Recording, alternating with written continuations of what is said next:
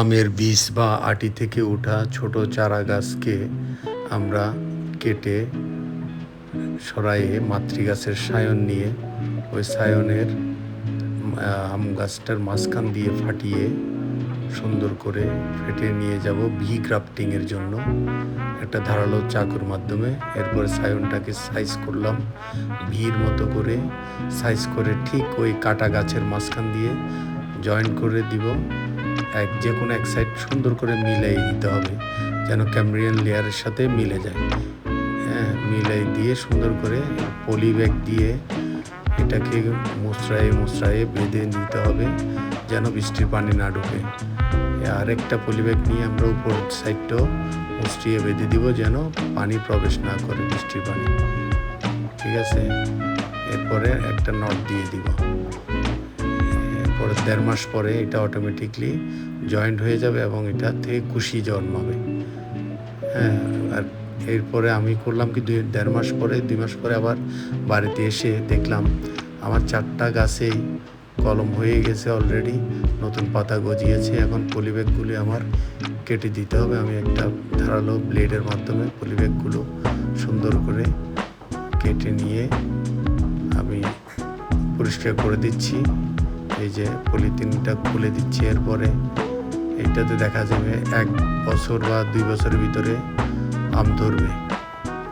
এটাকে যত্ন করলে এবং নিচের পাতাগুলো ফেলে দিতে হবে কেটে, শুধু আমরা গাছের যে সায়ন জয়েন্ট করেছি ওই সায়নটাই রাখবো, নিচের পাতাগুলো ছেটে ফেলে দিব।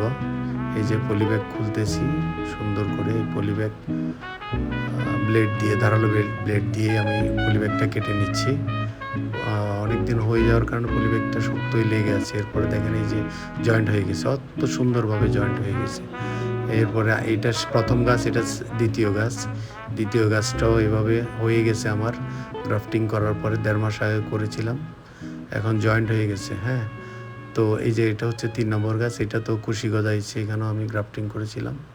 এটা আমার দ্বিতীয় গাছটা। আমি পলিব্যাগ খুলতে যাচ্ছি। পলিব্যাগটা সুন্দর করে ধারালো ব্লেড দিয়ে গাছের ক্ষতি না হয় মতো আস্তে করে কেটে নিয়ে ফেলতে হবে যেন গাছটা ভেঙে না যায়, আবার জয়েন্ট থেকে ছুটে না যায়।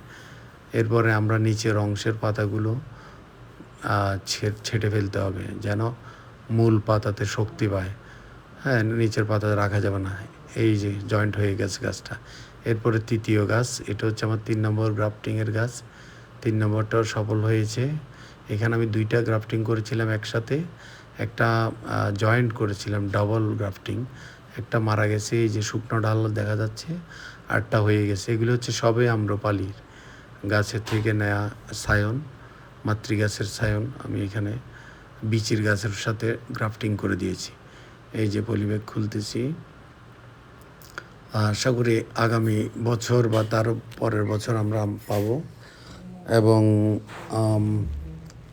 এরপর হচ্ছে 4র্থ গাছ, এটা 4 নম্বর গাছ।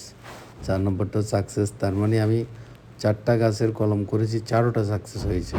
দ্যাট মিনস আমার সাকসেস রেট হচ্ছে 100%। প্রথম পারতাম না, এখন যেটাই করি সেটাই কলম সাকসেস হই। এটা হচ্ছে হাতের একটা যশ, করতে করতে অভ্যাস। কেউ চাইলে ইচ্ছা করলে আমি করে দিতে পারি, অনেককে করে দিয়েছি কলম। এই যে হয়ে গেছে আমার 4টা।